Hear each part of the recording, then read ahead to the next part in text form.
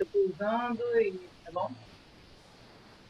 Gente, minha mecha branca aqui toda aparecendo, que eu tô pintando E a gente vai cabelo se agora. apresentar, não está ninguém vendo isso, né? Nossa linda de... Estamos ao vivo.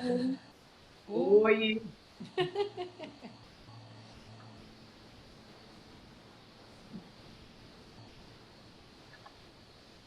Já estamos? Já. Já.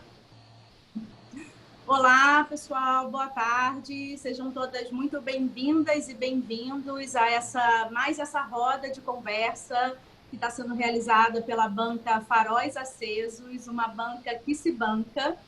Eu sou a Ana Muniz, sou professora de filosofia, escritora amadora, defensora dos direitos humanos, da democracia, feminista, mãe solo, e vou hoje, com muito prazer, conduzir essa conversa aqui com três mulheres maravilhosas, cada uma com a sua história de vida, com a sua atuação política nessa cidade, nesse país tão lindo e complexo. E estou muito feliz em poder receber vocês aqui. Espero que a gente tenha uma ótima tarde e que essa conversa de hoje possa, inclusive, né, apoiar aquelas pessoas que ainda estiverem indecisas em relação, né, ao pleito de amanhã.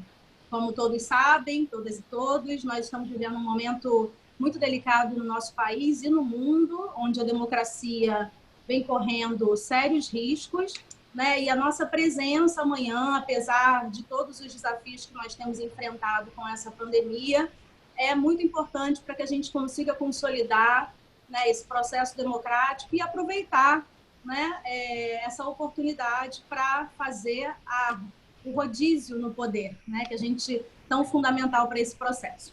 Bom, falando, já me apresentei, já falei um pouquinho do que a gente vai fazer aqui hoje. Agora eu quero contar para vocês um pouquinho a história da banca, que hoje se chama Faróis Acesos, mas que é conhecida, né, como a Banca dos Mapas.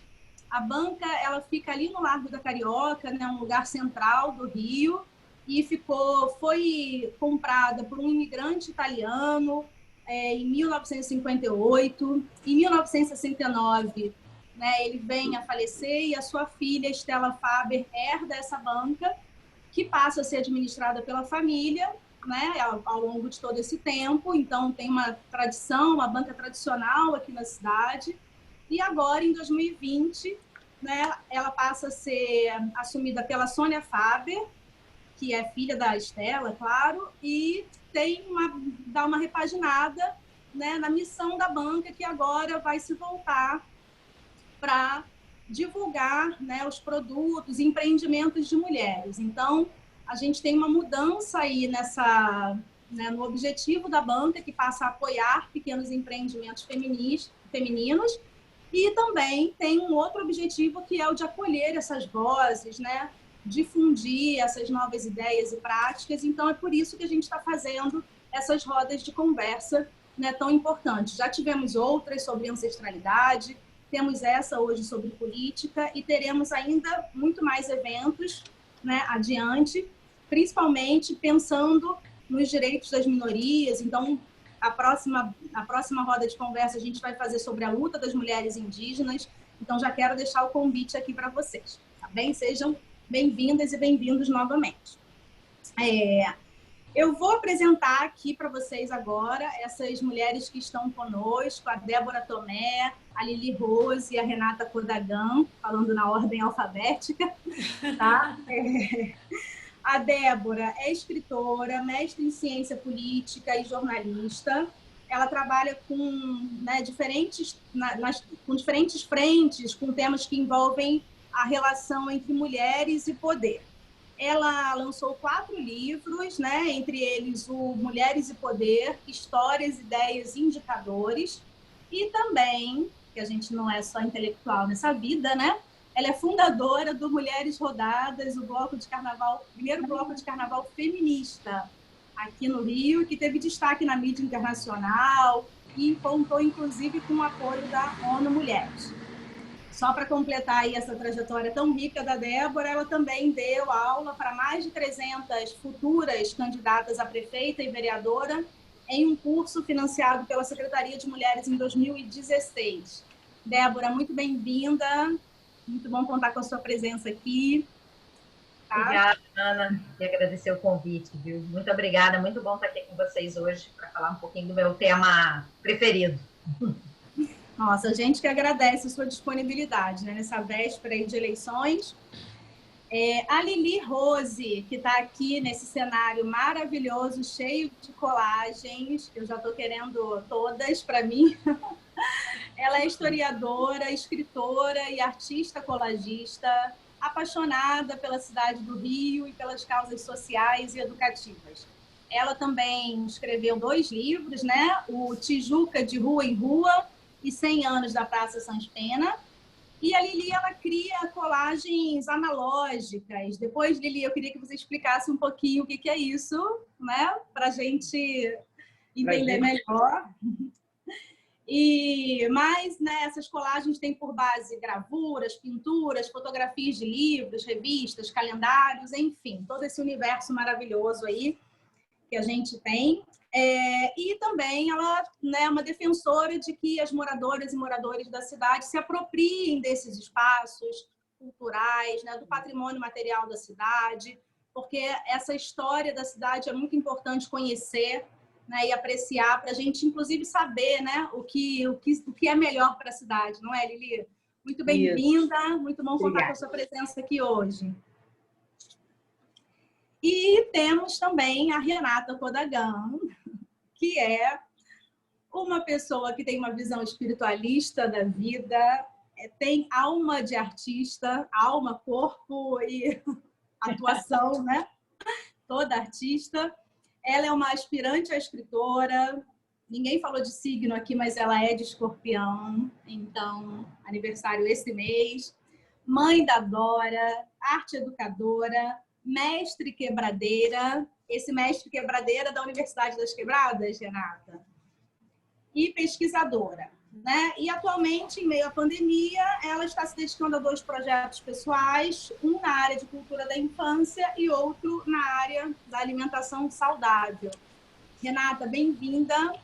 Muito bom contar também com a sua presença, disponibilidade aqui nesse momento. Obrigada.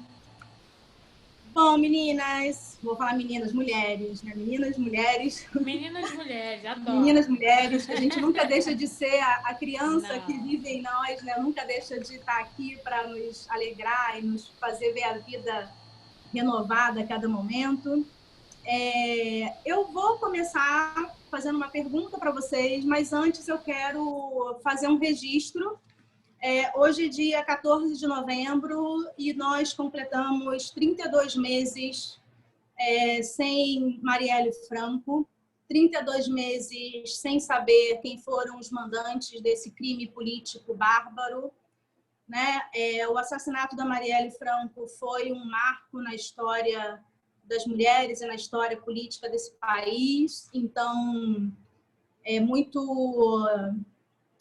forte, não encontrei outra palavra para dizer, que nós estejamos fazendo hoje essa roda, né, sobre uma roda de conversa sobre a participação das mulheres na política, quando completamos 32 meses sem resposta. Então, deixo aqui meu registro de que queremos saber quem mandou matar e por que mandaram matar Marielle. E é a partir desse registro que eu faço que eu começo a rodada de conversa com vocês. Vou começar na ordem alfabética, tá? Porque fica mais fácil. Então, eu queria saber de vocês 3 quais são as expectativas para esse pleito de amanhã, se vocês estão otimistas, pessimistas, se vocês consideram que nós vamos conseguir trazer mais mulheres como representantes nossas no poder, né, legislativo e executivo municipais. Então, começo com essa pergunta. Débora, por favor. Oi, Ana. Eu acho que a gente tem boas notícias e más notícias nessas eleições, né? Eu acho que a má notícia que a gente tem, vou começar por ela, porque eu diria que é a base que a gente trabalha, eu pesquiso mulheres candidatas e renovação política. Então, é exatamente isso que eu estou pensando o tempo todo, né? O que vai acontecer numa eleição? Porque, para quem está olhando para a política formal, né, no sentido de eleições, instituições, porque política, como eu brinco, a gente faz o tempo todo, Mas quando a gente está olhando para a política formal, eu estou olhando, a gente tem que olhar quem se elege, a gente tem que olhar quem está efetivamente chegando lá. E essas eleições, pelas várias características contextuais, são eleições que elas, em tese, beneficiam a manutenção. Né? Assim, por quê? Porque ela foi difícil fazer campanha. Eu entrevistei 40 candidatos da renovação, pessoas que estão se candidatando pela primeira vez, sobretudo mulheres, e sobretudo, assim, o maior volume de pessoas é negro, muito superior ao volume de brancos, mas sobretudo mulheres. Então, eu entrevistei muitas mulheres negras. Elas não estão conseguindo fazer, em todo o Brasil, elas não estão conseguindo fazer campanha na rua, ou não podem, ou são mais cuidadosas, porque a gente tem que lembrar que as mulheres são as cuidadoras. Então, as mulheres normalmente cuidam dos seus pais. Elas são novas na política, não na política, são pessoas de movimento social e tudo, mas não é gente que está com cargo. E a coisa que mais ajuda alguém a se eleger, né, a ciência política diz isso, o meu mestrado, eu brinco que eu larguei o jornalismo, mas jornalismo, o título não me larga, porque, na verdade, eu já fui para a ciência política, fiz meu mestrado e o doutorado na ciência política, e o que a gente sabe pela ciência política é, o que aumenta a sua chance de ser eleito é já ter sido eleito. Isso é a coisa que mais aumenta. Então, numa eleição em que as pessoas tendem a ser mais reeleitas, hoje até eu li dados sobre isso, as mulheres têm menos chances de entrar, sobretudo novas mulheres. Por quê? Porque a gente tem essa faixa de 13% de vereadoras no Brasil.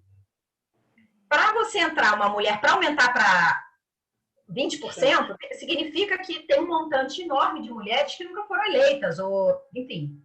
Então, essa eleição, essa é a má notícia. Ela é uma eleição que todo mundo que está olhando para ela acha que realmente vai acontecer um número grande de reeleições. Ela foi uma eleição difícil de colocar novos nomes.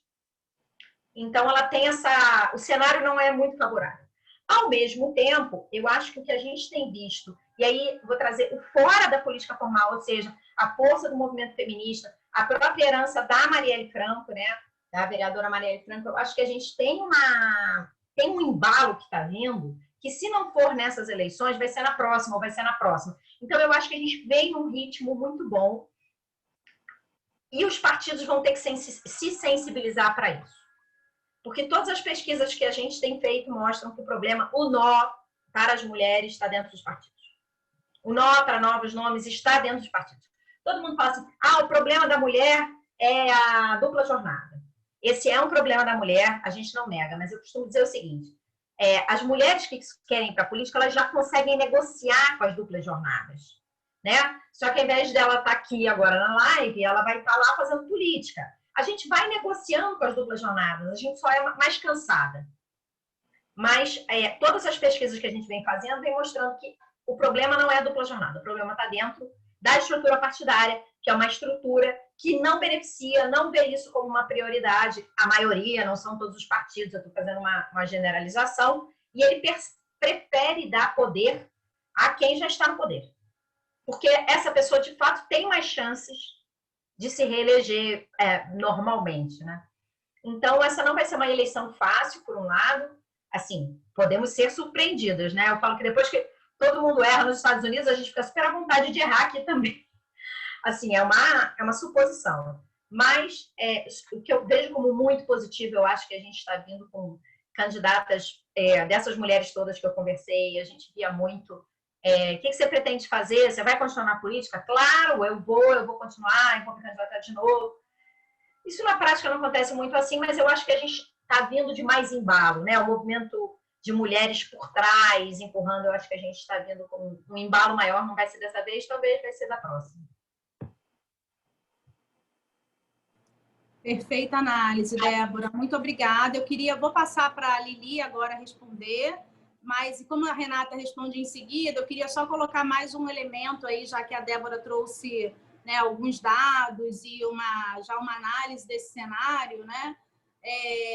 E uma pergunta específica, inclusive, para a Renata. Assim, se a Renata, por exemplo, hoje, né, a Lili pode ficar à vontade para responder também, mas se a Renata hoje vê, né, percebe que existe, de alguma maneira, uma coragem maior para essa disputa por parte das mulheres negras, né, se a morte, né, se o assassinato da Marielle Franco, de alguma maneira, semeou, né, uma coragem, enfim, e até uma necessidade desse enfrentamento maior e de se colocar nessa arena para disputar espaços, tá? Lili, por favor, qual a sua Bom, expectativa? olha, esse momento que a gente não pode ir para a rua, que a gente não pode se agrupar, se juntar, a gente está sempre nas manifestações, a gente dando um apoio uma para a mulher. Aquelas manifestações, elas nos enchem de energia, né? A gente vê a juventude, eu vejo garotas, eu vejo estudantes de uniforme, isso tudo te motiva, isso tudo te levanta quando você está para baixo, né? É complicado agora, e a gente tem que se reinventar, e eu acho que as mulheres elas são as rainhas de se reinventar, né? Nós somos poderosas nisso, a gente consegue muito isso, né? Agora, a questão das candidatas, eu acho o seguinte, cada ano a gente tem pessoas mais ligadas à política, deveríamos ter mais, mas isso não é uma coisa... A política é sempre dita como chata, uma coisa que não vai mudar nada. As pessoas têm sempre esse discurso, né? Eu vou muito às escolas públicas, eu dou muito palestra sobre o Rio de Janeiro, sobre mulheres. Então, a gente sempre vê esse discurso, e eu sempre coloco o seguinte para esses jovens: a sua vida está boa, a gasolina está barata, a sua escola é maravilhosa, você tem todo o material. Bom, isso é política. Se você não participa, significa que a sua vida está uma maravilha, que a cidade está maravilhosa, que nós não temos problemas. Então, a gente sempre... Isso é assim mesmo. Eu acho que é uma vantagem que a gente tem hoje também, a internet, as redes sociais, né? É uma coisa que a gente tem que ter cuidado, mas a gente também tem que enfrentar isso. Olha, não é bem assim, procura ver no site e tal. Eu acho que a mulher sempre lutou, né? Acho que desde a Constituinte de 1890, que a gente está lutando, meu amor. Então, nós não vamos deixar de lutar nunca. Vamos ver, temos aí três candidatas para a prefeitura, e eu realmente estou torcendo para que uma entre. Eu sempre voto só em mulheres, mas vamos ver o que vai acontecer. Muito obrigada, Lili. Renata, por favor, queremos te ouvir. Então, boa tarde a todos. Muito bom estar aqui, muito bom, porque eu tenho participado de algumas lives de N assuntos diferentes e a gente sempre aprende muito, né? Sempre tem alguém que você conhece. A Lili já é uma amiga de uma longa data, como a Ana, mas conheci Débora, um pouco da história, do livro dela. Enfim, a gente está há dias aí falando um pouquinho sobre esse encontro. E assim, né? Eu fiquei muito taciturna com o Brasil desde aquela coisa escandalosa que a gente viveu do impeachment da Dilma. Ali foi um ponto para mim assim tão crucial que me entristeceu pessoalmente, né?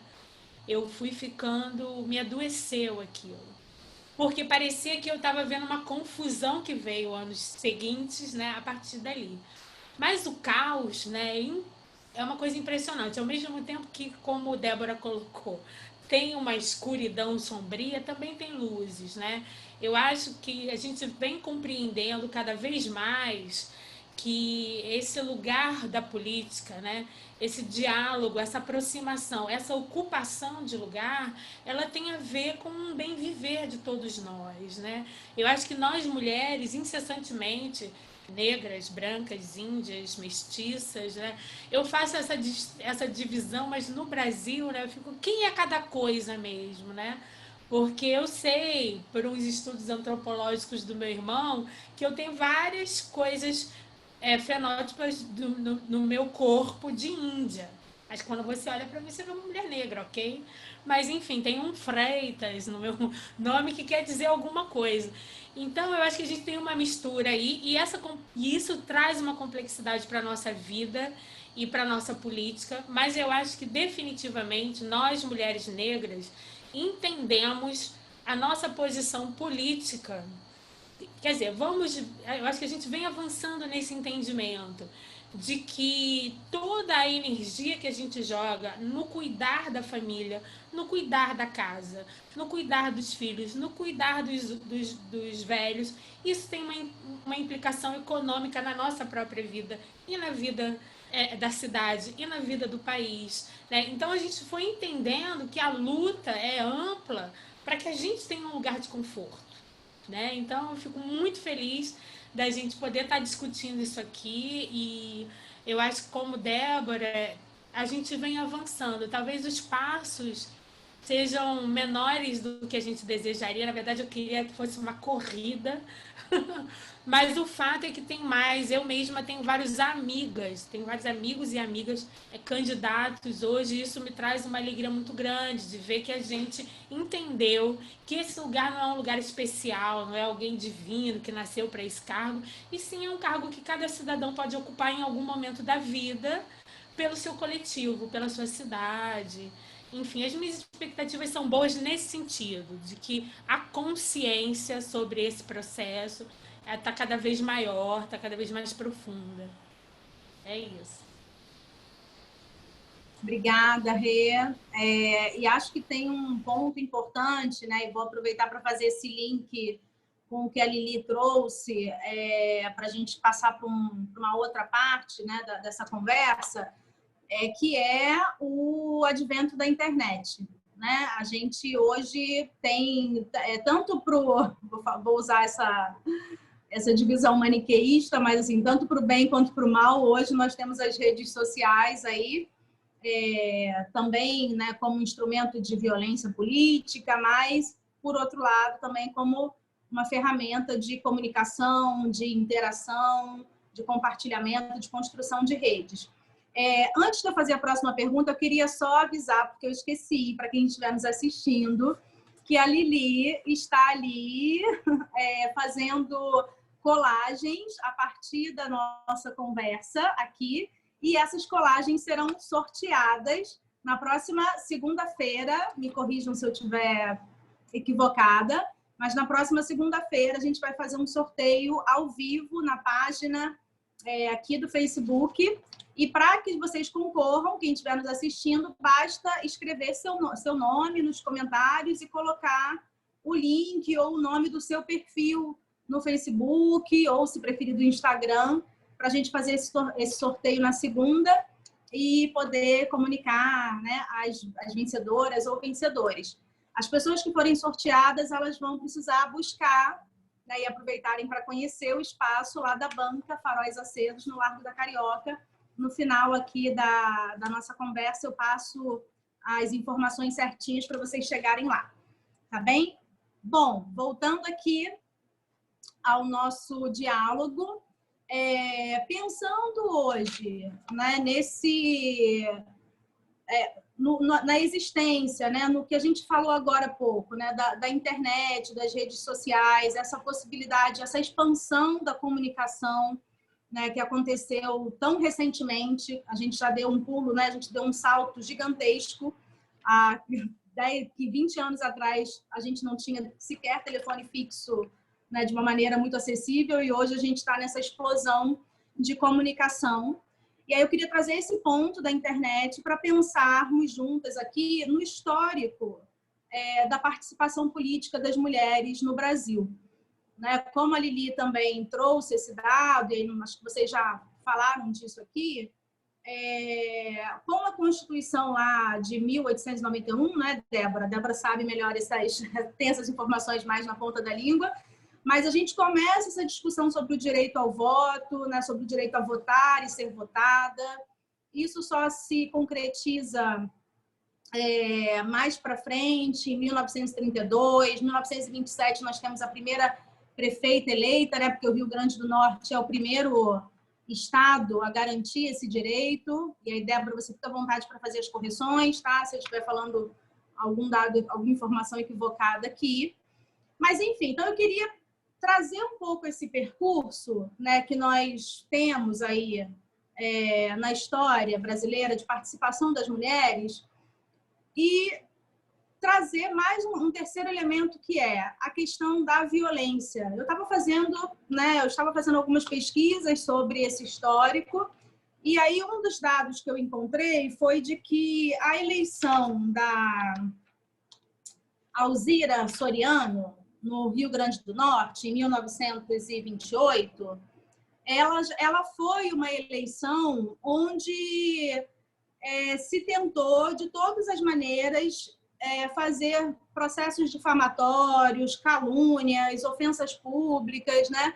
Então, obviamente, a gente está vivendo hoje, né, um período aí de quase 100 anos, digamos assim, né, de histórico, desde esse primeiro marco, mas desde lá nós tínhamos esse fator da violência, da calúnia, da difamação contra as mulheres que tentavam furar essa bolha, né, do poder, sair da esfera doméstica, sair desse lugar de serviço, de cuidados, como a Renata trouxe tão bem, né, que de alguma maneira sustenta a nossa sociedade. Então, essas mulheres, fazendo esse movimento, eram difamadas, caluniadas, e hoje nós temos um trabalho feito eu vi divulgado pelo Instituto Marielle Franco, mas que é um mapa da violência política contra mulheres negras, né, candidatas negras, e também outros dados, né, a própria Manuela Dávila, que é candidata à prefeitura, também sofrendo diversos ataques, enfim, estou trazendo aqui algumas informações, mas nós sabemos que isso é muito recorrente. Por quê? Né? Por que existe esse processo tão violento contra as mulheres que ousam, né, assumir, se candidatar, quererem ocupar lugares de poder? O que acontece? Que disputa é essa? E hoje, com a internet, como que isso está se dando? A violência é maior, é menor? A gente tem outras condições de lidar com isso? Como é que vocês percebem esse processo? Débora, a gente pode começar por você. Tá. Então, eu vou dividir a pergunta em duas partes, porque eu acho que a gente está O que acontece? A gente tem o caso da Alzira, que se elege, ela não consegue assumir, ela não é permitida, a instância federal proíbe, porque a gente ainda não tinha o voto em mulher, a gente ainda não tinha... Então, assim, não foi um caso muito eloquente naquele momento, mas eu tenho alguma questão em fazer essa abordagem que ela já sofria violência, que é o seguinte: qualquer mulher que não estivesse dentro de casa naquele momento, ela estava fora do papel dela. E eu escrevi um livro infantil sobre que chama 50 Brasileiras Incríveis para Conhecer Antes de Crescer, que são a história das mulheres. Não tem a Alzira lá, mas tem outras mulheres contemporâneas dela. Então, mulheres que eram... A Berta Lutz, que foi nossa primeira, como eu brinco, a mãe do feminismo, ela sofreu um monte disso. Então, assim, não é só a gente... A Berta Lutz até era uma feminista ligada à política, mas não era só quem era da política, né? A gente pode pensar na Chiquinha Gonzaga, ela também sofreu violência, preconceito. Então, acho que é uma outra dinâmica, a gente tem que tentar separar para não virar tudo violência. Entendeu? Assim, porque a política é um lugar da difamação e da calúnia, não é uma coisa da mulher. A difamação e calúnia, ela é feita contra homens. A política tem isso. Entre os homens, um contra o outro. Então, assim, para a gente fazer essa separação. Mas o que acontece? Você tem grandes movimentos, né? Você tem um movimento, primeiro, para o direito ao voto. Aí, em 34, você tem a Constituição da República não dá o direito ao voto às mulheres, era um pleito, e elas não conseguem. Você avança um pouco mais, você só vai conseguir com Getúlio em 32, ali para 34, que você consegue o voto feminino. E aí, toda vez que um movimento consegue o que ele está tentando, ele perde um pouco de força, porque ele tem que criar uma nova agenda. E aí você tem várias coisas acontecendo, ele tem um movimento que ele fica ali meio latente, mas sem uma grande agenda. E a grande agenda começa a voltar de novo, muitos anos depois, que é no Direta Já. Não, antes do Direta Já, na verdade, é na anistia. Você tem um outro grande movimento. Nesse período todo, a gente tinha uma, duas... Na verdade, era a mesma única deputada que a gente tinha por muitos anos, que era a Alzira Vargas, que é a... Alzira Vargas? Que era uma sobrinha neta, só que ela levava o sobrenome Vargas. Então, ela vai sendo... Ivete Vargas, desculpa, eu falei o nome errado, que você falou Alzira, eu fiquei com a Alzira na cabeça. Ivete Vargas. A Ivete Vargas, ela vai sendo reeleita. E a gente tinha uma ou duas deputadas, em 300 e não sei quantos, depois vai aumentando o número de deputados. E a gente tem um grande movimento quando chega a Constituinte. porque as mulheres estão na rua, o movimento feminista está na rua, e você tem um aumento das mulheres participando da política grande. O outro grande aumento acontece em 2002, quando o PT assume o poder, e o outro grande aumento que a gente vê acontece agora em 2018, que as mulheres deixam de ser 10% da Câmara Federal para passarem a ser 15% da Câmara Federal. Então, assim, eu acho que tem esse histórico da participação das mulheres, né? Que é um histórico de um adormecimento muito grande por muito tempo, porque a própria Ivete Vargas tampouco era uma mulher de questões da mulher, ela não era uma super deputada ativa. E aí depois você começa esse movimento realmente com a Constituinte e vindo aumentando, você negocia cotas, a cota é negociada pela Marta em 1995, ela vai aumentando a efetividade dela, né? Ela vai sendo, é uma política que vai sendo melhorada, se tornando mais sofisticada e mais eficiente, eficaz. Sobre a violência, eu acho que a gente tem dois caminhos. Um era isso que eu estava falando. Eu acho que a gente tem que olhar o que a gente vai chamar de violência. Então, quando a Thalíria tem que sair do Rio de Janeiro porque ela está sendo ameaçada, enfim, né, tem que sair do estado, tem que ficar protegida em algum lugar, e, de fato, ela está tendo muita ameaça, tá? Todo mundo está recebendo essas ameaças para tudo quanto é lado. E isso a gente está falando de uma violência muito grande. Assim, a meu ver, a gente tem que separar o que é isso do que é xingamento de Twitter. Não é que eu acho que a pessoa pode fazer xingamento de Twitter, não. Mas eu acho que o xingamento do Twitter, ele tem características de gênero. A mulher que sai do papel dela é uma mulher criticada. A mulher que sai do papel dela, como você falou, né? Da pessoa que está em casa, quando ela vai para o poder. E eu gosto muito, eu repito isso toda palestra, toda aula que eu dou. É o seguinte, para você, e foi o que eu falei lá no começo, para entrar uma mulher, tem que sair um homem, gente. Então, se uma mulher a mais for eleita, menos um homem será eleito. Se uma pessoa negra a mais for eleita, uma pessoa branca a menos vai ser eleita. Para você mudar esses números, vai ter que sair, gente. E ninguém quer perder poder. Então, eu acho assim, eu acho que a gente tem que separar. É muito importante separar. Porque se você for pensar na violência política em termos tão amplos, vai ser difícil você captar os casos muito graves. Como é o caso da vereadora Marielle Franco, como é o caso da deputada Thalíria, como é o caso, eventualmente, algumas violências que a própria presidenta Dilma sofreu. Eu acho que a gente tem que tentar, é difícil matizar, mas eu acho que a gente tem que tentar diferenciar as coisas para não perder, assim, acho que a gente tem que ficar atento a essas violências, entender que elas têm viés de gênero, elas têm viés de raça, como na vida, né? A gente é xingado pelo que a gente é, né? Nós, mulheres, sabemos os xingamentos que a gente tem, somos brancas e somos negras, isso varia, e esses xingamentos têm essa característica, mas eu acho que a gente tem que também entender um pouco as ameaças que se está sofrendo, né? Assim, porque eu acho que ninguém gosta de ser ofendido, ninguém gosta de calúnia, mas eu acho que quando a gente está falando de ameaça à vida, violência física, né, como aconteceu com algumas mulheres, eu acho que isso toma outro patamar, assim, na minha visão. Sem dúvida, Débora, muito bom, assim, essa organização, né, da fala, para a gente realmente poder dar a dimensão, né, do que cada coisa tem e conseguir, enfim, dividir, né, e organizar um pouco essas informações. E aí eu queria aproveitar, eu vou passar para a Renata. Lili, a Lili, ela veio para fazer as colagens, mas fica à vontade, se você quiser fazer alguma consideração, tá? Liga seu microfone. Mas eu vou passar para a Renata e depois queria te ouvir de novo, Débora, porque eu vou fazer a pergunta para a Renata e queria te devolver. Vocês consideram que essa violência, né, mais... eu ia dizer violência mais violenta, mas não é disso que se trata, né? Essa violência que se traduz em ameaça de morte, né, em ataques, né, à integridade física, elas atingem mais as mulheres negras? Aí eu queria ouvir, Renata, como que você percebe isso como mulher negra, né, que circula por esses espaços, enfim, se você pensa dessa maneira. E aí depois queria voltar para a Débora, porque como é o campo, né, ela está estudando isso, talvez ela tenha outras informações também. E um outro elemento, Débora, que eu queria também te ouvir a Renata, é sobre o que a gente chama hoje de fake news, né?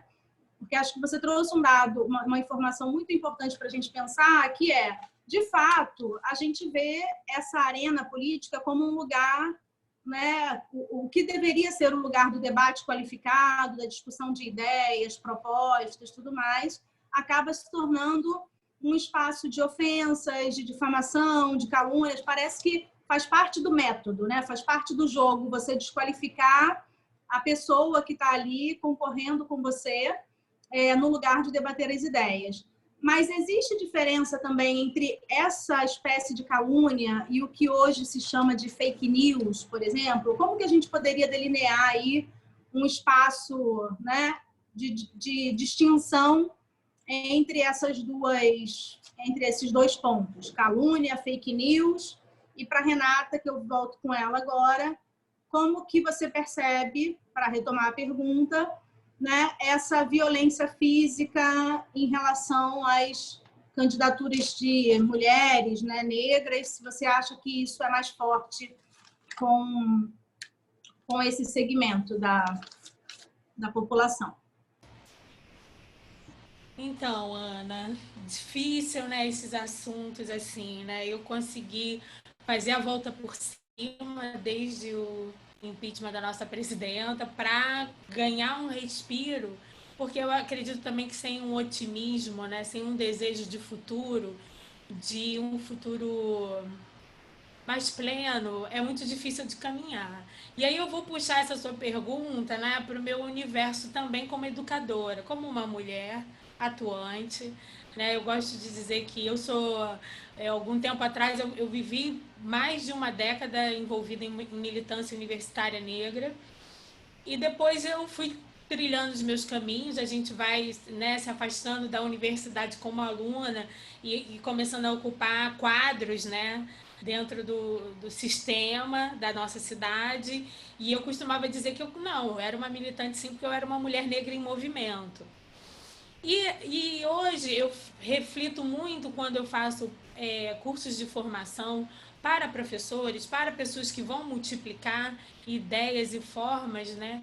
Que o que está acontecendo um pouco tem a ver com a nossa estrutura, a nossa raiz escravocrata ainda hoje no nosso país, na nossa cidade, que essa violência, ela acontece na política, ela está na favela, a vida da mulher, eu brinco, inclusive com uma das nossas companheiras aqui do Faróis, né?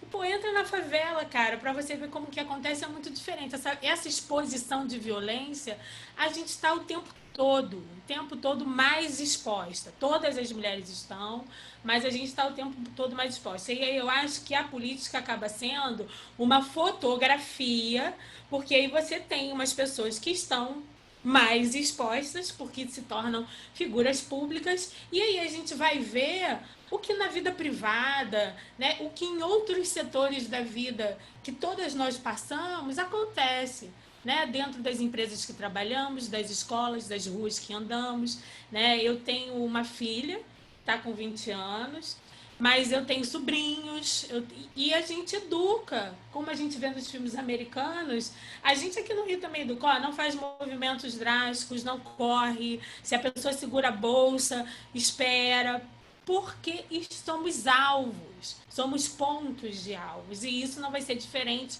com as políticas. E aí eu acho que o que a gente tem a observar, que essa mudança não é milagrosa, essa mudança é uma mudança de estrutura, né? A gente descobriu que o racismo não é só um negocinho tipo, eu não gosto daquele preto, é uma estrutura.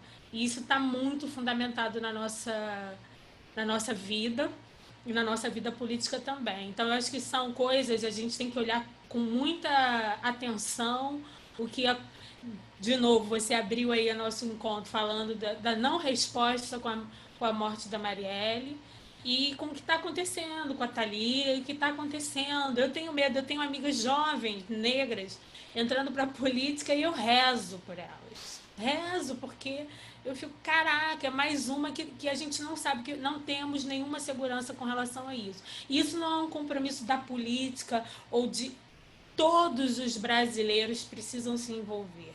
negros, brancos e índios, porque isso é estruturante e para a gente mudar essa estrutura é um diálogo que é de todos, não é só na política. A Thalíria é a pessoa em exposição, mas isso está acontecendo em todos os setores. Então a gente precisa discutir na educação como que a gente enfrenta isso, na política, mas também em outros setores, nos setores privados, né? Em todos os setores a gente tem que discutir, nas famílias, enfim, essa é a visão, eu acho que é sempre mais, mas porque sempre foi mais e continua sendo. Então, Ana, posso continuar ou você quer fazer um... Pode, eu ia te passar. Não, fica à vontade. Acho que eu só queria complementar, assim, que eu concordo muito com o que a Renata falou. Assim, eu acho que ela falou ela conseguiu colocar bem, assim, coisas nas quais eu acredito, que é essa ideia de que a gente reforça na exposição as violências que acontecem na vida, assim, né? Eu vejo a coisa muito desse jeito também. E me preocupa muito, porque eu acho que tem um efeito aí que a gente tem que considerar, porque a Marielle deu um impulso, né? Não só a presença dela, como a formação que ela fez das mulheres, como o próprio assassinato dela, ela deu um impulso para muitas mulheres, elas ganharam visibilidade, foram eleitas e tudo isso. Mas se o efeito começa a ser o contrário, por exemplo, a Thalíria começa a ser ameaçada, ou acontece isso com outras candidatas, as pessoas vão começar a pensar 2 vezes. Então, eu acho que isso a gente está no processo ao contrário, a gente está no processo que a gente precisa de mais gente, a gente precisa de mais suporte, a gente precisa dos partidos mais atentos, então é algo que, nesse sentido, me preocupa, mas eu acho que o que a Renata falou é perfeito, assim, a gente está falando de violências que você apenas expõe alguém que já está aí pelas agendas e tudo isso. Falando sobre a fake news e a calúnia, eu acho que tem uma coisa que a gente não está sabendo ainda lidar, a gente não está sabendo as respostas, não está sabendo lidar, que é o seguinte, é mais a distribuição, né, falando em termos até jornalísticos, assim, é mais da distribuição do que da história. O que eu quero dizer? Antes, como você mesmo apontou aí, né, que você na pesquisa viu que a própria Alzira Soriano sofreu um monte de calúnias. E as calúnias existiam, você abre jornais, tem aquelas brigas acho que era o Rui Barbosa com o presidente da época, e aí você vai vendo, né? Então, todo mundo se caluniava. E se caluniava, assim, era, às vezes com humor e tal, mas era descendo a ripa. E tinha calúnia. E tinha chamando que fulano tinha uma amante, a mulher tinha não sei o quê, e por aí. Só que você tinha um limite disso.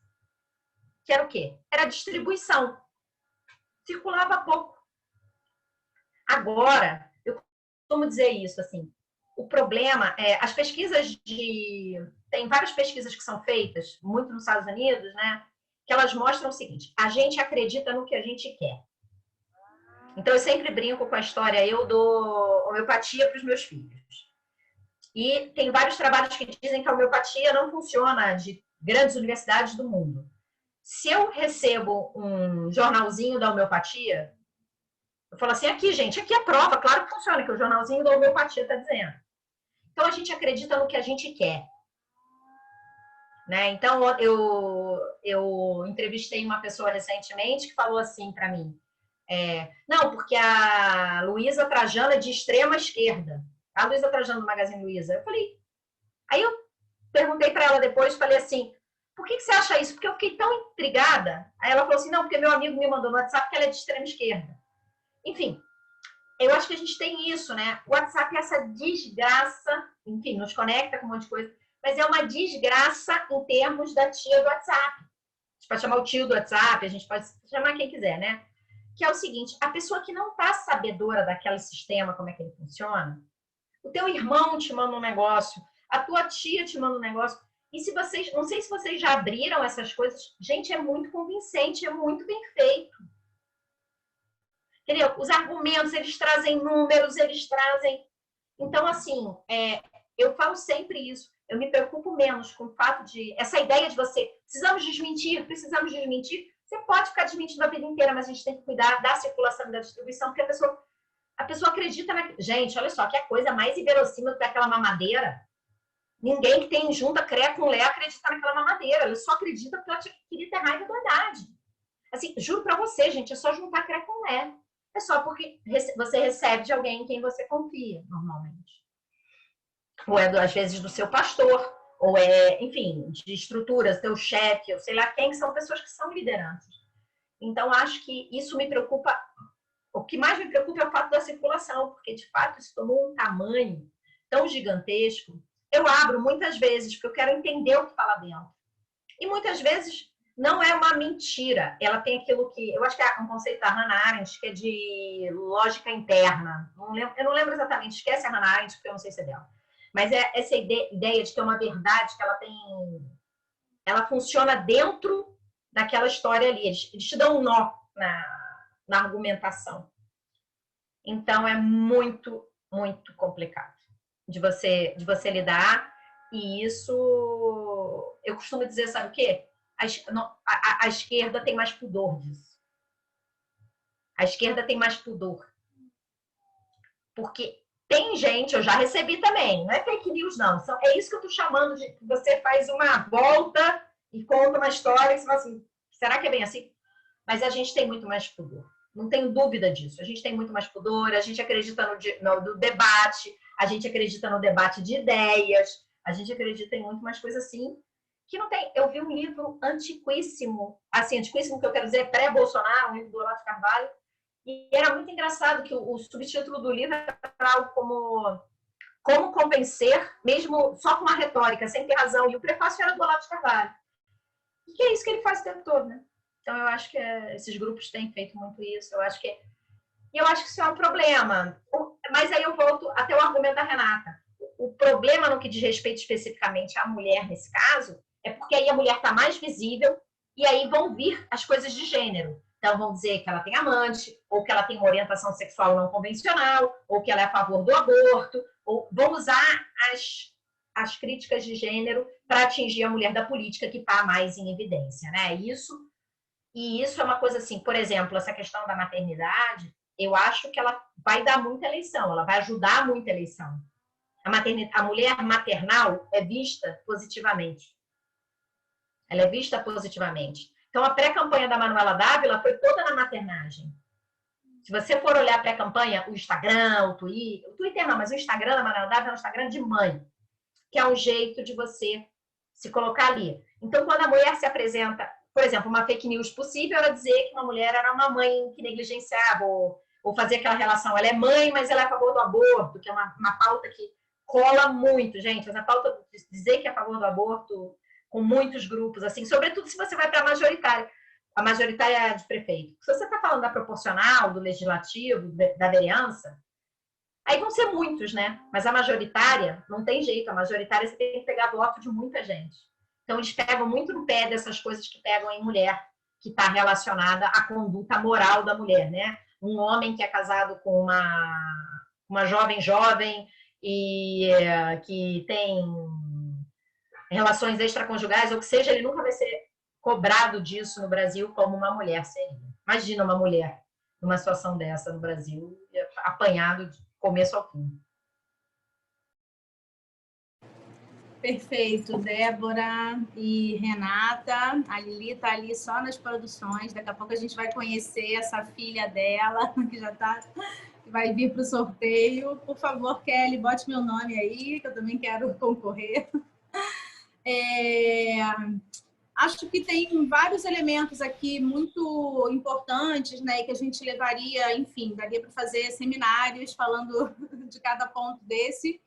Mas, de fato, né, quando a Débora traz essa fala de que parece que a esquerda tem mais pudor, né, de fazer isso, ou tem uma dimensão ética ali do projeto, né, do modo de fazer política, que acaba, inclusive, se chocando ali com a moral, né, com esse apego a moral, né, que a sociedade brasileira tem e defende, né, que vai muito nesse sentido de uma moral de costumes, né, que é justamente usar esses argumentos de que é favorável ao aborto, ou se é defensora dos direitos humanos, é defensor de bandidos, ou o uso de drogas, né? Então, essas pautas assim que acabam servindo muito de carro-chefe, né, para essa desqualificação, para essa, enfim, né, criação de notícias falsas.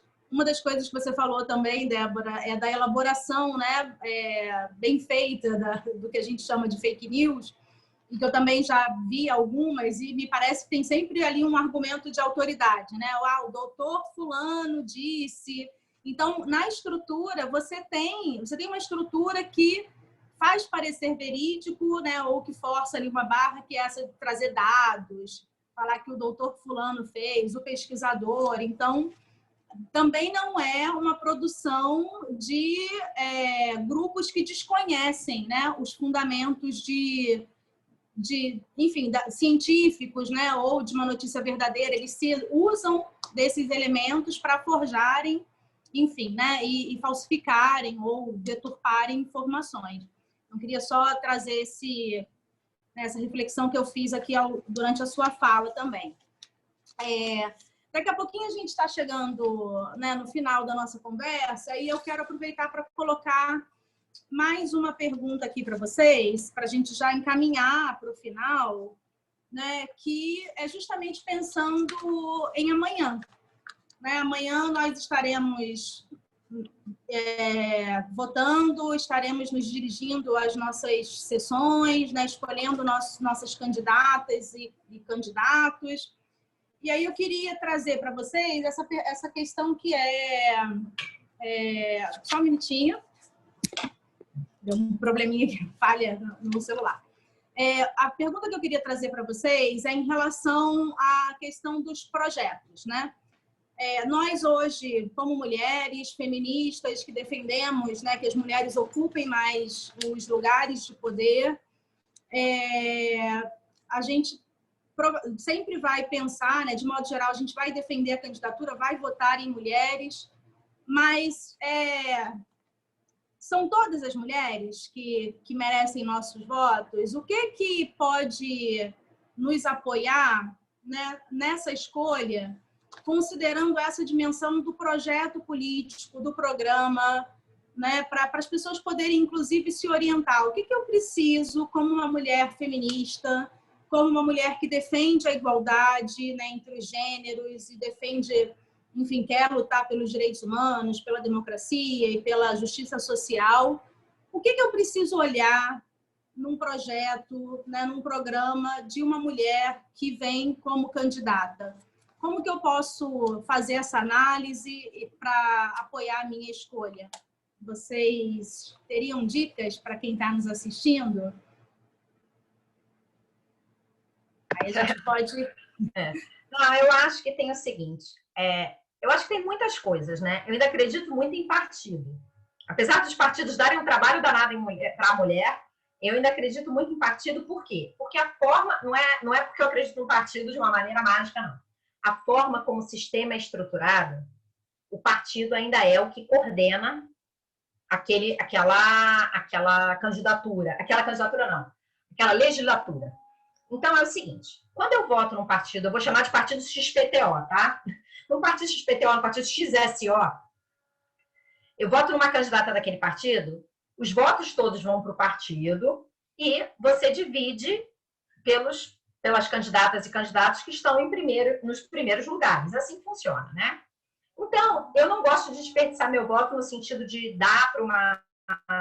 Eu sempre voto em mulheres na proporcional, isso que é legislativo, né? Eu sempre voto mulheres no legislativo. E o que acontece? Eu tento votar num partido de que eu goste, porque nem sempre essa mulher vai ser eleita. E eu não quero dar para um partido que eu não concordo, que eu posso ter votado em outras pessoas que não têm nada a ver com a minha ideologia. Então, eu acho que é importante. Esse ano mesmo, eu fiz esse raciocínio. Eu cogitei votar numa mulher, como eu falei, só que ela estava num partido que não é um partido que eu curto tanto. E aí eu falei, não vou... Esse voto vai que o voto não vai... Assim, eu estava animada, mas acho que o partido é importante. O partido é uma coisa muito estruturante da candidatura. Então, acho que a primeira coisa é você olhar se o partido tem ideias parecidas com a sua. Não adianta, porque aí você pode eleger outra coisa, né? Eu acho que assim, eu sou a favor de votar em mulheres para qualquer pessoa, de qualquer partido. Isso posto, assim, você escolheu o seu partido, vote numa mulher. Porque eu também, como eu brinco, assim, quem me dera fosse todo o Brasil fosse... Eu sou uma pessoa de centro-esquerda, quem me dera, eu pessoalmente. Então, quem me dera que todo mundo fosse centro-esquerda, concordasse comigo, eu achei legal pra caramba. Infelizmente, não é. E eu quero mais mulheres no poder. Eu pessoalmente, quero mais mulheres no poder, qualquer mulheres. De preferência as minhas, mas eu defendo muito, assim, faltam mulheres, o Brasil tem essa característica que não é muito comum, não. Faltam mulheres da esquerda à direita. Todos os partidos, todo mundo sem fazer o dever de casa. Isso não é normal, porque muitos, por exemplo, nos Estados Unidos, os democratas tinham muitas mulheres e não tinham nos republicanos. Agora até mudou um pouco. Então, assim, é muito importante. Então, assim, isso é a forma como eu vejo, tá, gente? Assim, eu super respeito, eu sei que é uma forma bastante controversa. Então, eu quero mais mulheres em todos. Mas eu acho que para você escolher, a primeira coisa, escolha o partido, vê se você gosta do partido. Depois, tenta ver qual é a agenda dessa mulher. Né? Ver qual é a agenda, ver o que ela está querendo, quais são as pautas dela, o que ela está lutando. Né? Essa é uma mulher que vem de movimento social, ou não, essa mulher é uma empresária, e como é que eu acho que a empresária pode ser interessante para mim, ou como é que eu acho que a mulher de movimento social, para mim, que eu quero dizer, talvez não é exatamente para mim, né? Para o que eu quero para a minha cidade, no caso específico da vereadora, né? O que eu quero para a minha cidade? Esta vereadora vai estar preocupada com questões que eu acho que tem que ser preocupantes para a minha cidade? E eu acho que é muito importante, assim, a gente, no caso de mulher, a gente pensar nisso, a gente precisa de novos nomes, porque a gente tem poucos nomes. Não é porque os poucos que estão aí são ruins, não, a gente tem nomes excelentes de mulheres. Mas a gente também precisa dos novos nomes. Então, a gente precisa ajudar quem já está e tentar convencer os homens que estão no entorno, né? Assim, eu acho que isso também é uma coisa muito importante da gente fazer. É convencer os homens que estão no entorno de falar assim, cara, eu sempre brinco, já escolheu a sua vereadora hoje? Porque eu acho que já vai ter muita gente para votar pelos vereadores homens. Já vai ter muita gente, isso é o default. Então, eu acho que a gente tem que tentar romper esse ciclo ao máximo. E eu acho que é isso, olhar o partido, depois olhar o trabalho dessa mulher, assim, porque não é só a história. Tem muitas coisas assim, a pessoa tem uma história tão linda. História é uma coisa, gente, execução, trabalho é outra. Assim, está trabalhando no movimento social. História linda, a maior galera tem. Mas a gente tem que ver assim, o que ela fez até agora? Não, olha, ela trabalhava, fazia tipo assim, Renata, você podia se candidatar, Renata. Ela fez um monte de trabalho de movimento social, não sei o quê. Então, assim, eu acho que é uma coisa... Eu acabei de pensar a mesma coisa, só queria fazer essa intervenção, porque eu olhei para a Renata e falei... Poxa, Renata, eu votaria nela. Eu acho que você vai ouvindo e vai falando assim, ou não, olha só, eu estou falando de movimento social, porque eu, como uma pessoa de centro-esquerda, tenho essa preocupação. Mas tem gente, por exemplo, tem uma candidata que eu conversei, que é da região centro-oeste, que é do turismo. Ela é uma empreendedora do turismo, numa cidade turística.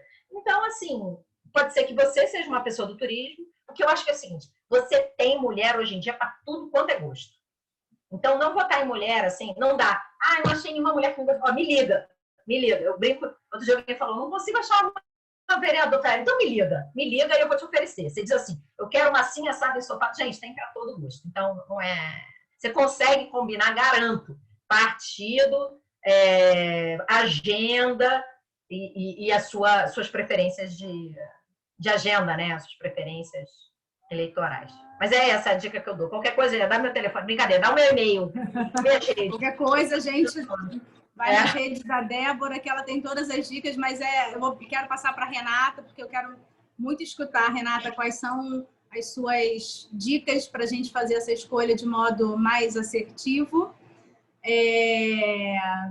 Mas isso acontece muito, né? Inclusive, a gente estava conversando com alguns amigos, algumas amigas, falando, enquanto tem pessoas dizendo que não tem candidatos, né, não sabem que candidato votar, a gente está sofrendo aqui com excesso de opções, né? Porque tem tanta gente maravilhosa que a gente viu se candidatando aí que a gente fica assim, quem será qual será a nossa escolha?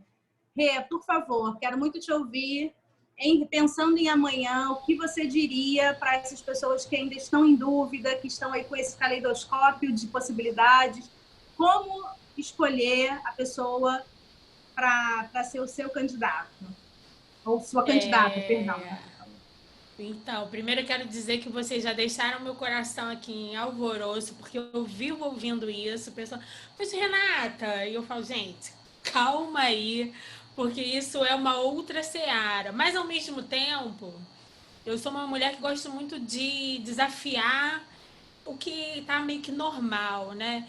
E o que eu imagino, né, se um dia eu me tornasse candidata, o primeiro lugar seria mesmo de pensar num processo educativo mesmo, assim, né? Porque a distância do político, que é só um representante, né?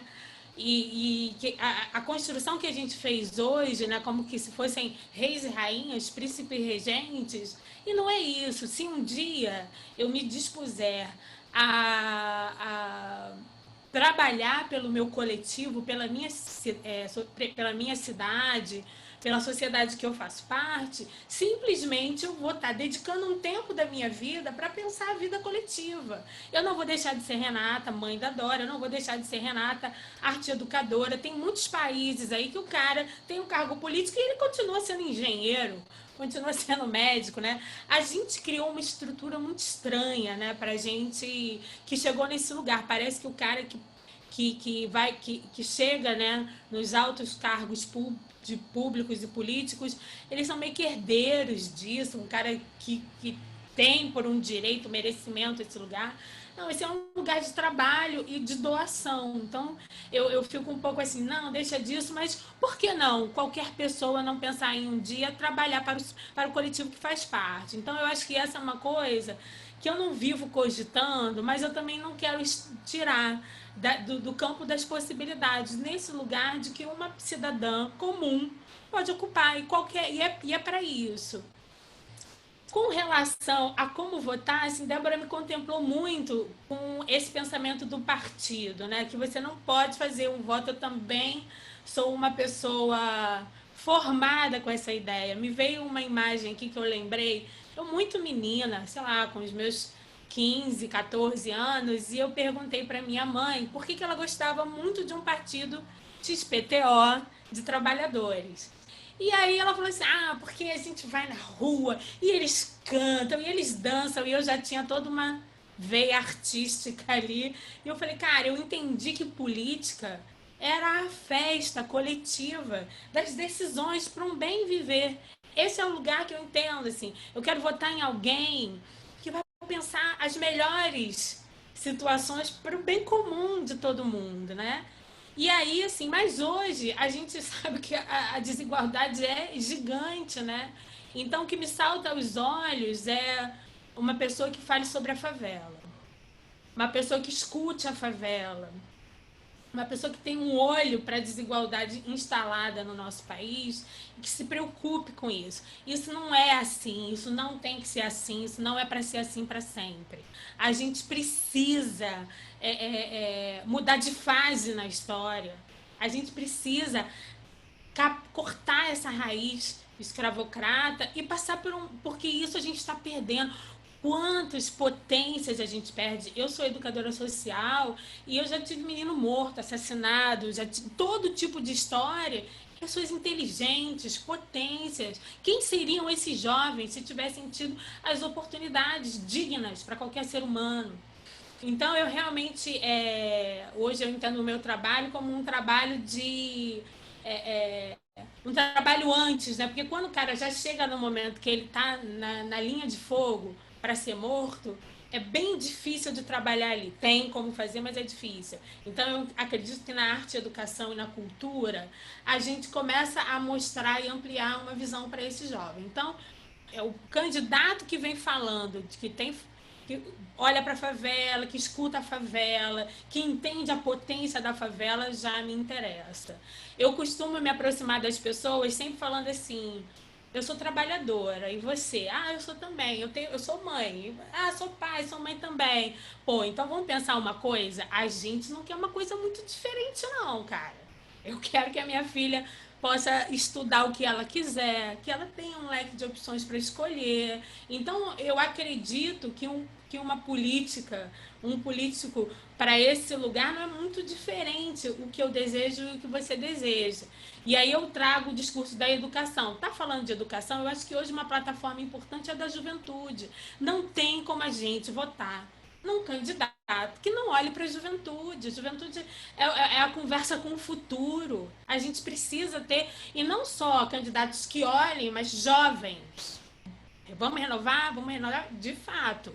Vamos colocar os jovens para dizer o que é justiça econômica e social, para dizer o que é uma política ambiental. É esse mundo aí doido que eles estão herdando. Então vamos botar os caras e vamos dialogar. Eu acho que tem que ter um diálogo geracional, né? Eu sempre fico tentando pensar os meus votos assim, né? Que eu preciso ter mulheres, eu preciso ter mulheres trans dentro do meu arcabouço, né? De possibilidade de votar mulheres negras, mulheres índias. Eu não posso eleger todo mundo, mas eu quero dialogar com todas elas. E eu acho que tem uma coisa que a gente também precisa avançar aqui na política do Rio de Janeiro. Para mim, está começando a gente a pegar um viés aí nessa locomotiva, que são das frentes. A gente não elege todo mundo, mas a gente cria uma frente que trabalha junto, né? Eu acho que a política ainda pra gente, a gente precisa criar um processo formativo em política, desde a escola, desde o jardim, para as pessoas entenderem que é um processo de diálogo e de participação.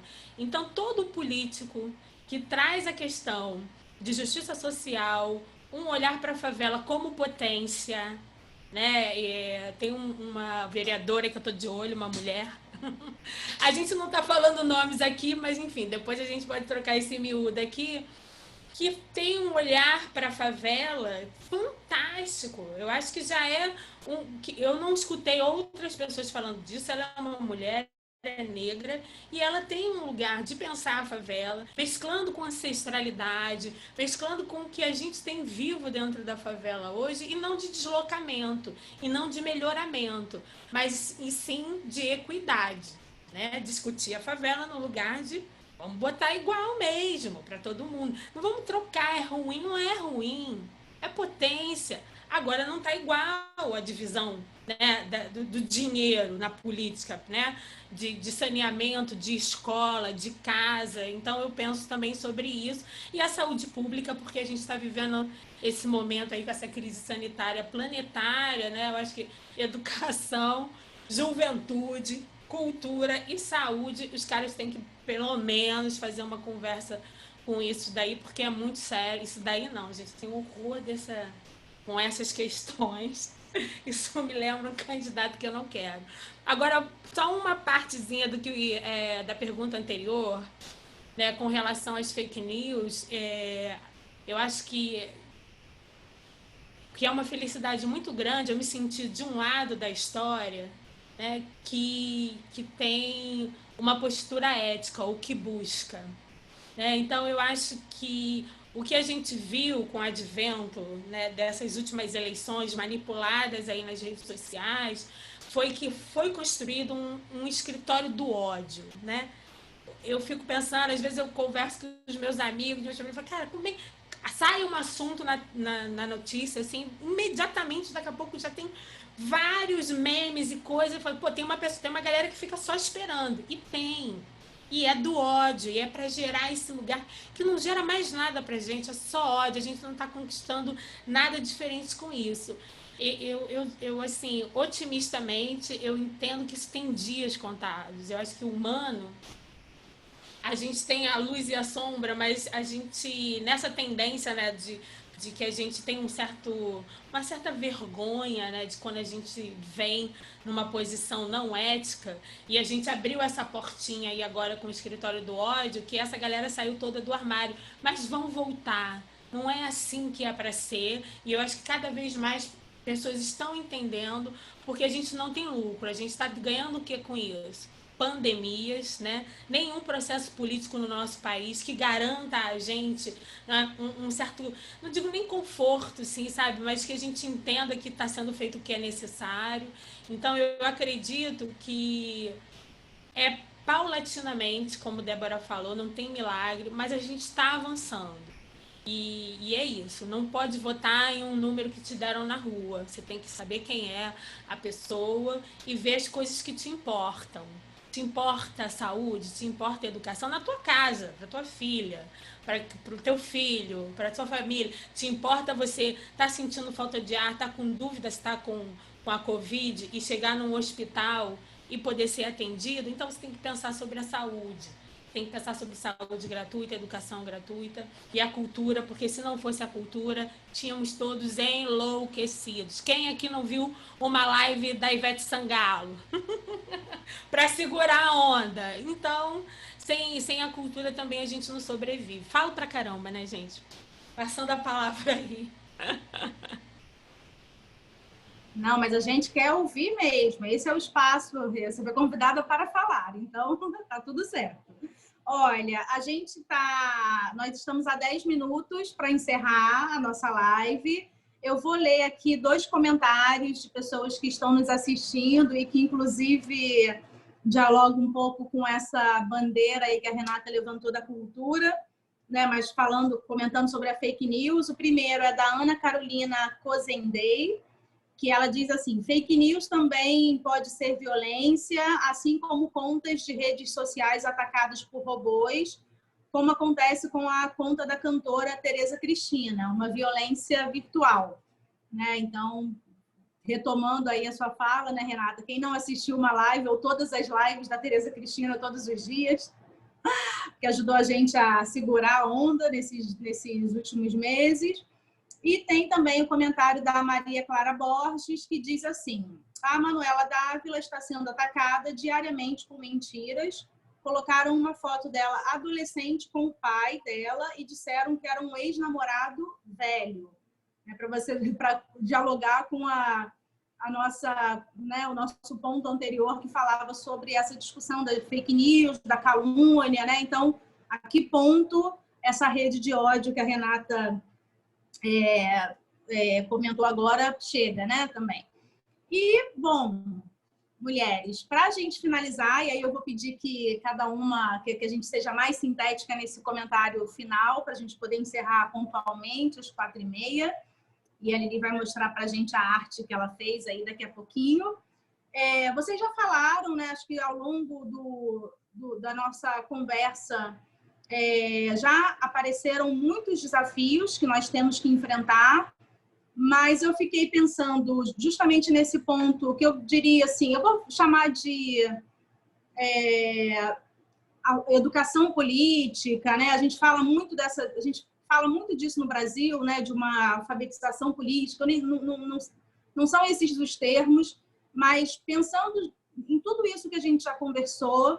E aí eu queria trazer um ponto específico, que é a discussão sobre os incentivos legais, né? As cotas para as mulheres. Agora a gente teve recentemente também, né? Provavelmente a Débora vai saber falar melhor disso para a gente, mas essa aprovação de uma proposta que divide igualmente, né, os recursos do fundo eleitoral para candidaturas negras, salvo engano.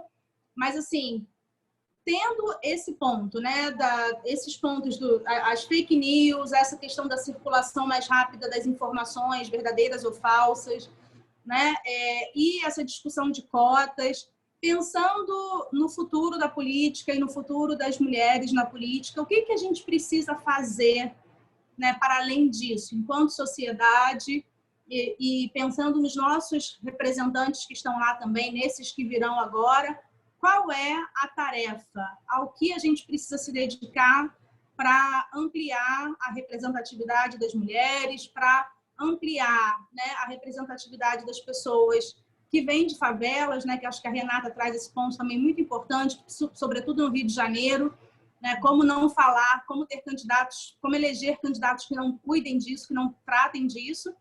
Então, a pergunta é essa: pensando aí num futuro próximo, qual é a nossa tarefa mais importante para ampliar a participação das mulheres no poder? Débora, começamos por você. Eu acho que é votar em mulheres e fazer campanhas por mulheres, assim. E eu acho que aí, eu diria que ambas, né? Tanto mulheres de todos os... No caso, nesse caso específico, eu vou falar mulheres de todas as origens, e de todas as lutas. Eu acho que a gente precisa... Mulher é algo que a gente ainda precisa de todas as origens, de todas as lutas. O que vai ter acontecido esse ano, até para adiantar aqui quem estiver vendo, por conta dessa mudança do financiamento, o que aconteceu? Quem era da minha cor se declarou como pardo. Quem era um pouco mais, enfim, um pouco mais, não retinto, mas um pouco, se declarou como preto. Então, a gente vai ter um aumento de pretos e pardos esse ano. Haverá esse aumento. Porque as pessoas, eu vi as fotos, as pessoas se declararam atrás do financiamento proporcional, que não está acontecendo na prática, mas elas se declararam. Então, é muito provável que a gente tenha esse aumento. Porque pessoas, até candidatos que estão se reelegendo, que eram brancos, agora eles estão se colocando como pardos. Então, a gente já vai ter essa mudança. Mas eu acho que a gente tem que fazer campanha de mulheres, eu acho que a gente tem que estar atenta a isso, votar e fazer campanha, assim, em termos da política formal, né? Em termos o que eu estou chamando de política formal é essa política das eleições e tal. Mas eu acho que a gente tem que estar muito atento. E é isso, pensando no futuro, no que e aí trabalhando junto com os movimentos sociais. Porque aí, nesse caso, sim, eu acho que aí a gente tem que trabalhar justamente junto com as pontas.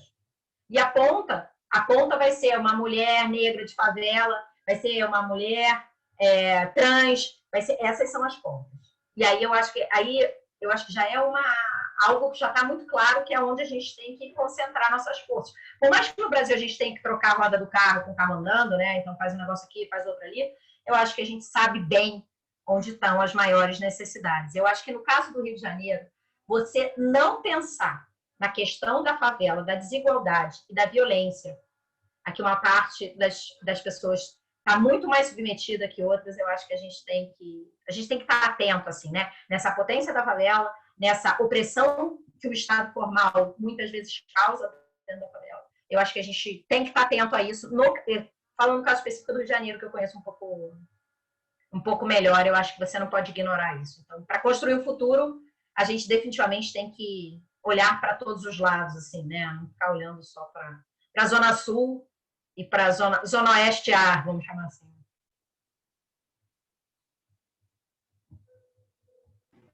Renata, você pode dar sequência? Posso. A nossa tarefa. Bom, enfim, é muita coisa, né, que a gente tem para fazer. E eu estava aqui, fiquei ouvindo a Débora falar, né, da questão racial e, enfim, a questão que eu já me debruço há muitos anos com a cota, defendendo sempre. E as pessoas às vezes viam, mas a fulana é negra. Olha, eu acho que por questões democráticas a cota tem que ser autodeclarada. Mas a gente, como cidadão, como pessoas que votam no candidato, a gente precisa pesquisar, investigar e bater na mandata dele para saber o que ele está fazendo ou elas estão fazendo dentro dessa perspectiva, desse lugar que se colocou. Porque eu sei o que é ser uma mulher negra 24 horas por dia. Como meu pai dizia, carregar esse paletó aqui não é fácil. Eu sei o que significa. E alguém que me represente nesse lugar precisa dialogar comigo nesse lugar. E a gente sabe, o povo sabe. Eu acredito muito num processo que não se segura de expansão do viver, que por mais que a gente tenha esses meios do caminho bem ruins, é imperativo que a gente evolua. Então é imperativo que a gente conquiste cada vez mais posturas éticas. E aí eu vou puxar um pouquinho a sardinha aqui para Faróis Acesos, né? Que é uma iniciativa da Sônia Faber, que herda essa banca da família, cria um coletivo de mulheres amigas e decide que é um espaço que a gente vai movimentar a fala, a voz, a arte, o produto e tudo que todas as mulheres quiserem. Eu acho que se a gente tiver isso em cada esquina do Rio de Janeiro, é o trabalho. trabalho não é só meu, da Ana, da Débora, da Lili, trabalho de todo mundo que está vendo a gente aqui. O que eu posso fazer? Como que eu posso melhorar? Como que eu posso contribuir? É só na participação. Ou eu me coloco como uma pessoa num país lindo, promissor, mas que precisa da minha participação. E a minha é estar aqui, é compor esse coletivo como tantos outros. E também acho que é alinhado lá no projeto social. Tem muita coisa boa acontecendo. E a gente precisa fazer essa discussão acontecer desde a educação infantil até as pós e aonde quer que a gente queira chegar. Então, esse que acho que o meu recado é esse. Está na mão de todos nós, não é alguém que a gente vai seguir. É como eu me coloco dentro dessa construção, como que vou me reeducando, me incluo e crio coletivos de discuto. Também não é individual, é uma questão coletiva. Então, aonde eu estou incluído agora? Que estou discutindo essas coisas e estou viabilizando o espaço de escuta e de fala desses outros que estão com menos espaço, né? Enfim, é um pouco isso, tinha um monte de coisa, mas se deixar eu vou ficar até amanhã, a gente adora falar. A gente ficaria. Se não fosse a pandemia, a gente estenderia esse encontro, né, nos bares da vida aí. Bom, a Lili quer fazer também, né, uma fala sobre esse ponto. Lili, você vai precisar ligar o seu microfone, que a gente precisou desligar durante a live, porque estava dando um ruído, tá? Aqui. Tá, eu não estava abrindo. Perfeito. Oi, deixa eu falar uma coisa para vocês. O outro assunto, eu queria só dizer, todo mundo falou as coisas, já não precisa repetir, mas eu vou pegar o gancho da Renata, que a gente se conhece através da cultura, da educação. Eu acho que, quando eu tinha mais ou menos 9 anos, eu sempre morei na Tijuca. E quando eu me mudei de um apartamento, uma cobertura, e a cobertura dava de frente para o Borel, a Casa Branca, eu perguntei à minha mãe o que era aquilo. E minha mãe falou que era uma favela. E eu falei, mas mãe, por que eu moro assim e as pessoas moram daquele jeito? E minha mãe falou, a vida é assim mesmo. E desde que eu tenho 9 anos, eu não me conformo que a vida é assim mesmo. A vida não é assim mesmo, né? E nós somos capazes de transformar, de mudar, de evoluir lentamente, como aqui no Brasil a gente, né, evolui lentamente para tudo, né? Mas eu busquei mais tarde, eu busquei ir para as favelas, construir bibliotecas, eu subi porque eu queria saber o que aquelas pessoas pensavam, como é que aquelas pessoas viviam, como é que essas pessoas reagem. E a partir do momento que as cotas surgiram, eu vi pessoas estudando, né? E eu acho, pegando o gancho da Renata, eu acho que é a base. Tem muitas moças aí que vieram de comunidades, aproveitaram a cota, tiveram uma oportunidade de fazer um curso no TEA, tiveram a oportunidade de conhecer a Renata, e aí a Renata incentivar esses jovens, né? E a favela sempre esteve muito perto de mim, por ser tijucana, né? Por ser morar no Rio de Janeiro. Eu amanhã voto no Colégio Marista São José, que é em frente ao Borel. Meus filhos estudaram no Marista, eu morava em frente e eles estudavam ali. E toda vez que eu ia votar, eu levava as crianças desde bebê, e eles perguntaram, o que você vota, mãe? Aí eu falei, eu voto para que todas as pessoas, todas as crianças, todos os adolescentes tenham uma escola como a de você. Então, é nisso que eu acredito, entendeu? Então, eu trabalho, essas mulheres que a gente está falando, que eu fiz o cartaz, que é a Pagu, mulheres que não são do seu tempo, né? Tiveram que lutar muito, né? Para votar, como a Deolinda, como a Nízia Floresta, que é uma pessoa incrível, a gente tem que saber a vida dela. Ela é incrível, entendeu? A maioria dessas mulheres são do Rio Grande do Norte, do Nordeste. Então, essas mulheres eu sempre levo para as escolas públicas. Eu faço exposições, eu falo delas para os jovens, para as meninas. Por que isso? Porque elas têm que se espelhar, elas têm que saber que essas mulheres, e como essas de hoje, é possível. É possível, porque essas mulheres aqui do século XIX conseguiram. E nós, mulheres do século XXI, temos que lutar, né? É uma luta. A mulher ela tem que lutar a vida inteira. Ela não pode lutar só quando ela tem 20 anos, 30, não. Ela luta no momento, eu diria que ela luta no momento que ela tem a sua primeira regra. Ela tem que lutar com a discriminação de estar na escola, da formação do corpo dela. Ela luta uma vida e chega na menopausa, ela tem que lutar. Eu acho que eu procuro candidatos que falem, primeiro, sobre educação, né? E a cultura, por exemplo, essa arte de colagem me salvou. Lili, eu queria te pedir, desculpe te interromper, eu queria te pedir para você aproximar um pouquinho a arte para a gente poder olhar. Olha que maravilha. É essa que a gente vai fazer o sorteio. Isso. Né? E queria te pedir, Lili, parabéns, está maravilhosa. Eu queria te pedir para encerrar, porque a gente já são 4h30 e eu preciso encerrar. Mas pode concluir seu pensamento, me desculpe. A educação, a cultura, ela tem a arte, ela tem que estar. Se a pessoa, para mim, não ama a cidade do Rio de Janeiro, não ama esse país, não me interessa. Ela tem que amar, ela tem que, né, ter paixão, né, pela política, pela educação, pela cultura. Eu estou aí, gostei muito de participar aí com vocês, entendeu? E espero aí o sorteio, que gostem do quadro. Um beijo. Tudo de bom para amanhã. Força para amanhã. Muita força para amanhã. Bom, então, né, chegamos aqui ao nosso momento, passamos um pouquinho, mas faz parte também do processo. Eu quero agradecer imensamente a Débora, a Lili, a Renata, que aceitaram esse convite, disponibilizaram aí essa parte da sua tarde para compartilharem seus conhecimentos com a gente, né, e nos apoiar na reflexão sobre esse dia tão importante que vai se materializar amanhã.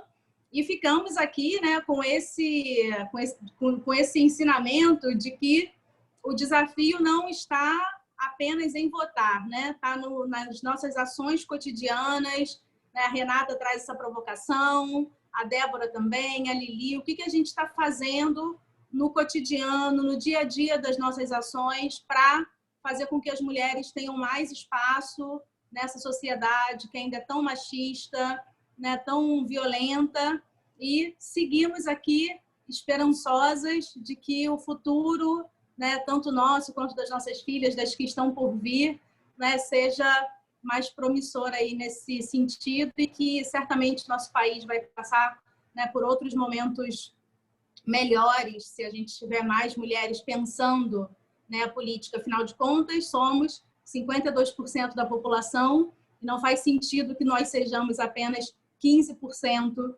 né, ocupando aí os lugares de poder. Queridas, muito obrigada. Desejo que a gente tenha um final de semana muito bacana e amanhã nos encontramos nas ruas e nas urnas. Um abraço. Beijo. Vamos lá, Segunda a gente. gente faz o sorteio aqui, hein? Poder Tchau, tchau. negro na urna! Isso. Nos vemos. Tchau, tchau. Tchau.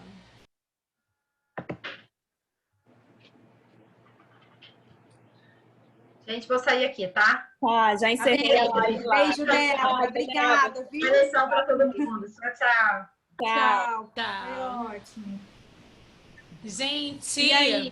que Deu desafio, né? Deu certo, mas